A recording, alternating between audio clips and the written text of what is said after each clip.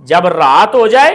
یا تم رات میں داخل ہونے لگو فَكُفُّوا صِبْيَانَكُمْ، پہلا کام یہ کرو اپنے بچوں کو گھروں میں روک کے رکھو۔ یہ بڑا اہم مسئلہ ہے۔ آج کل ہم جو کہتے ہیں نا کہ بچے کو فلاں مسئلہ ہو گیا، نظر لگ گئی، اچانک طبیعت خراب ہوگی، بچہ ڈھیٹ ہو گیا، بات نہیں مان رہا، شیطان کا اثر ہو گیا اسے، اس کی ایک بڑی وجہ یہ ہے کہ ہم اس اصول پہ عمل نہیں کرتے۔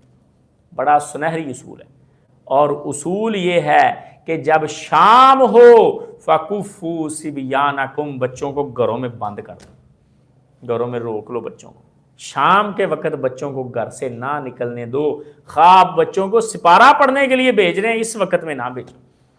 ہاں بچوں کو آپ بازار میں بھیج رہے ہیں، آج کل ہماری شام بچوں کو ہوتی ہی گراؤنڈ میں ہے، عصر کے بعد کھیلنے جاتے ہیں، اندھیرا چھانا شروع ہوتا ہے وہ گراؤنڈ میں ہی ہوتے ہیں، گیم چھوڑتے نہیں، گھر میں آتے آتے پورا اندھیرا ہو جاتا ہے، تو یہ شام ان کو ہوتی ہی بازاروں میں یا گراؤنڈوں میں ہے۔ اور اللہ کے نبی نے کیا کہا ہے